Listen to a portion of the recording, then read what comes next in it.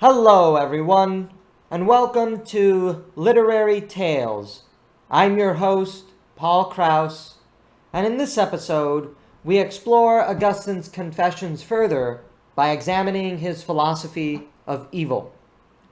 Although Confessions is a long-winded prayer and an autobiography of sorts, it is also a work of profound philosophical, theological, and psychological importance. The first half of Confessions roughly deals with anthropology, the tension between desire and reason, the need for reason to order desire to achieve what it seeks, namely love, all within the context of Augustine's psychological autobiography.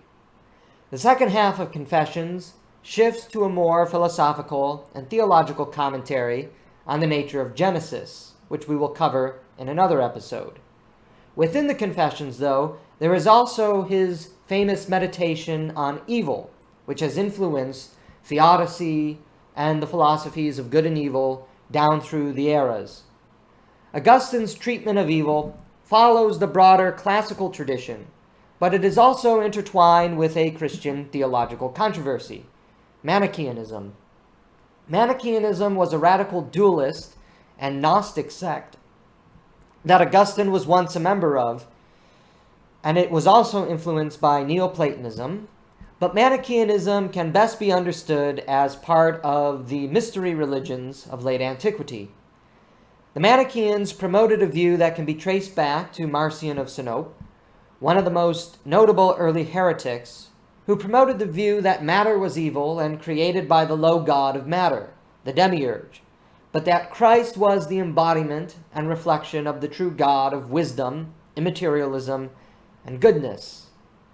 Doctrinally, Orthodox Christianity rejects both monism, materialism only or idealism only, and dialectical dualism, the separation of good and evil being idealism and materialism, generally speaking. It is therefore inaccurate to characterize Christianity as promoting dualism, although an uneducated and cursory reading might seem to suggest this. Rather, Christianity offers a synthetic view of the world, one in where materialism and immaterialism, idealism and matter are united together, body and soul. The Manichaeans followed the precedents in viewing the body and the world of matter as entrapping one's soul and rational intellect, causing it to be obsessively concerned with material things only, and therefore preventing the mind's road to God. Though Manichaeanism is named after its founder, Mani was not unique in establishing this view that corporeality was evil, darkness, and spirituality was good, light, wherein this material world, the corporeal beauty or light, was the emanating flashes of the soul trying to escape its terrestrial imprisonment, and the grand battle and drama of the world was this contest between bodies of darkness and spirits of light. Manichaeanism might be the most remembered of all of these movements, precisely because Augustine was a member of it and had a lot to say, and has therefore passed down and survived through the eras, but many various philosophies and mystery religions within late antiquity offered similar views. There were many teachers in antiquity who taught these doctrines, Marcion of Sinope, as we've just mentioned, as well as Valentinus of Rome, both of whom were famous Gnostic leaders and had sects named after them. Augustine followed the orthodox reading of Scripture from Genesis 1. God created the world and it was good. Therefore, matter cannot be evil. Rather than matter being evil, or that matter was pre-existent chaos, as in proper Manichaean doctrine, matter was good, though a lesser good compared to the immaterial world of the heavens. Integral to Augustine's theodicy, philosophy of evil, if we wish to call it that, is the typical early Christian belief that there was no equality of goodness among all things. Everything has a gradation of goodness through a laddered hierarchy of being.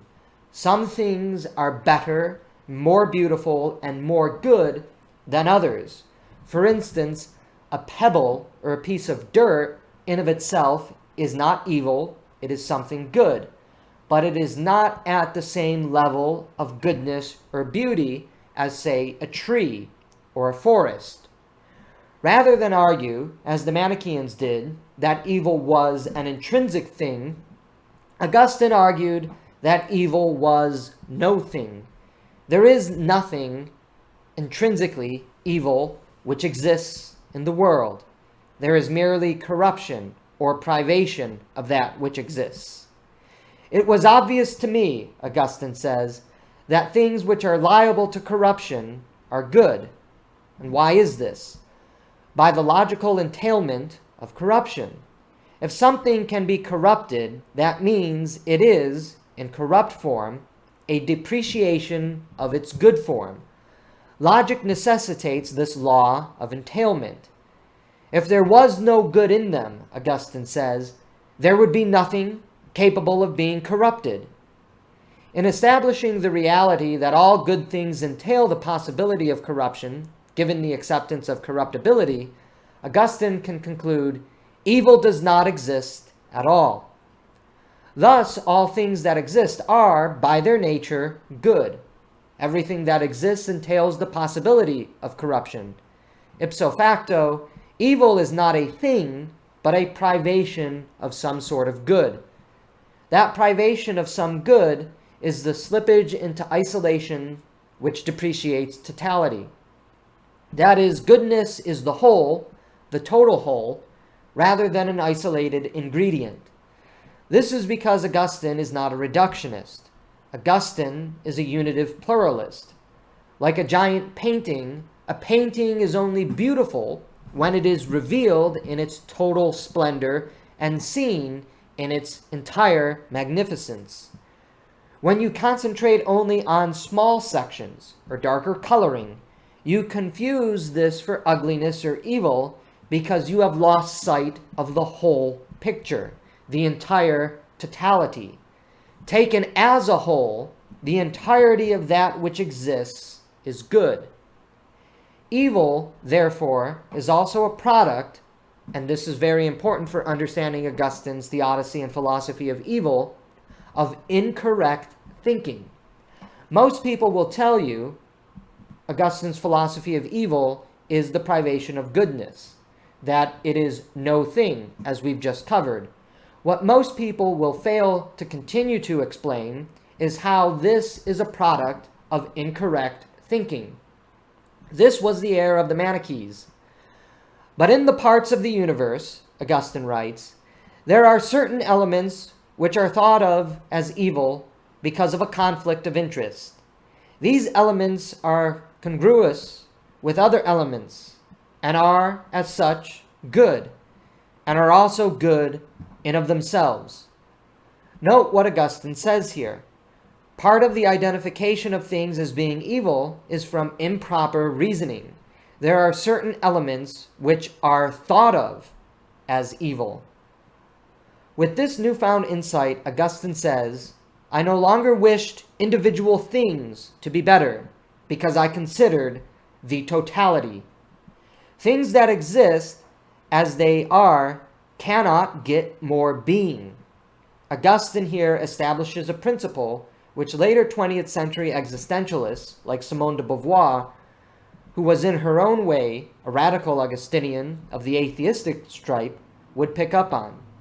Man's being, indeed the creation as being it and of itself, has all of its being already contained. Creation as being cannot get more than it already has. It can, however, by the law of corruptible entailment, suffer a privation of being when not considered as part of the cosmic whole. Yet with sounder judgment, Augustine muses, I held that all things taken together are better than and are superior than things by themselves. Continuing with his reflection on the origins and ends of evil, Augustine meanders into a discussion of falsity. Falsity, Augustine maintains, is that which we signify when we encounter improper reasoning. He is following Plato and Plotinus in this regard. Falsity exists only because of incorrect reasoning, a reasoning which has led to a depreciated understanding of that which is. So all things, Augustine says, are real, insofar that they have being, and the term falsehood applies only when something is thought to have being which does not. Now, encountering the question of wickedness, Augustine identifies wickedness as the depreciating medium from which evil emerges as a privation of goodness. For wickedness is in the will of man, and the wicked will is transfixed on lower goods, rather than the totality of goodness within the whole. I inquired what wickedness is, Augustine says, and I did not find a substance, but a perversity of will, twisted away from the highest substance, you, O God, towards inferior things. Wicked wills are the medium from which evil emerges as a destruction of the whole, because the wicked will only concentrates on isolated, lesser, and ephemeral things, which would not exist without the being that sustains it, namely God. And this, of course, is a result of improper understanding and improper thinking about the nature of the world and our place within it. It is here that we need to read between the lines to understand what exactly evil is in Augustine's outlook. Will is predicated on actus, or movement. Wicked wills compel action to lesser things which disintegrate or isolate or destroy a lesser good from a larger total good. Evil, then, is an action of destruction or privation, which is motivated by improper reasoning, which leads to the will acting upon these improper identifications and thoughts, like identifying one's happiness as going to consummate from a rape, or identifying one's power in murdering the king and usurping the throne, or in identifying the acquisition of money for oneself as that which will bring meaningfulness to one's life. All of these evil actions are actions. Money, sex, the throne, power, and politics are not inherently evil. They only become evil when we divorce them from the total realities in which we live. Therefore, evil is the movement of will away from the truth and the absolute good. Evil is, again, no thing, since it has no substance. It is an action of destruction. It's important to add here that evil is not non-being, as some would say, especially those influenced by Eastern philosophers, because that's a contradiction in ontic metaphysics. Evil is no thing rather than non-being. There cannot be non-being. If there was no being, then nothing would exist at all. Augustine's theodicy seems perplexing and counterintuitive to most people on first read, but once understanding it, many will realize that his view of evil is probably what we ourselves unconsciously believe too. All things that exist are, by definition, good. That's Augustine's beginning. Evil, therefore, does not exist. Instead, what we call evil is a privation of goodness, which is a privation of being. We reason incorrectly and weakly, so begin depreciating and destroying totality. This depreciation of totality, which stems from improper reasoning, leads some to conclude that evil exists, like the Manichaeans. Wickedness is the will transfixed or concentrated on lesser things which tear apart the isolated lesser things from the whole. This tearing apart of that which exists as part of a larger totality is what we ultimately call evil, the destruction of being. Evil, therefore, is an action of destruction rather than anything that exists substantially. For actions that cause the destruction of being is what we call evil, and it takes away the goodness of that which exists. In short, Augustine's philosophy of evil can be summarized as this: all things that exist are good, but all things that exist that are good exists within a complex totality. When we begin to destroy that totality through our actions, that is what we call evil. Evil, therefore, is only ever an action and has no substance or intrinsic reality to it. It is important to remember that Augustine's discourse on evil comes at the threshold moment of his life. He is in Milan, standing at the cusp of his conversion. Christ and the scriptures are manifestly present in this particular book, whereas in the preceding books of the Confessions, while Augustine constantly interjects his confession with scriptural allusions and quotations, mostly from the Psalms, Christ has largely been invisible, save for one direct mention in Book 3. His decade-long flirtation with Manichaeanism has finally come to an end. He is a catechumen in the Catholic Church and attending Mass and listening to the preaching of St. Ambrose. He has also come into possession of the books of the Platonists, which allow him to move away from Manichaeanism and toward Catholicism. Though, as he confessed earlier, while a catechumen, he was also hedging his bets, knowing it would be some time before his confirmation. This in-between time is when he begins to encounter, as mentioned, the works of the Platonists, namely Plotinus and the translations of Plato, which helped direct him away from the errors of Manichaeanism and to the partial and glimpsed truths of Neoplatonism. This Neoplatonic ascent allows Augustine to catch a brief glimpse of the supreme good, but he crashes down because he cannot willfully sustain his own.